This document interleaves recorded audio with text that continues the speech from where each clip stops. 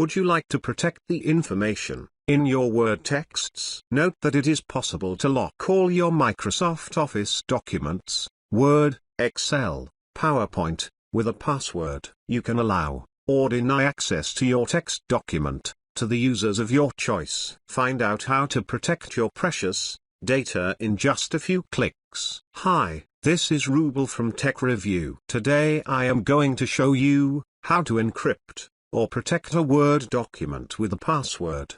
At first you need to open your preferred document, which one you want to protect by a password. After opening the document, click on File. Click on Info. Now click on Protect Document. From this drop-down menu, click on Encrypt with Password. In this pop-up dialog box, enter the password. Click on OK. And retype the same password and click on OK.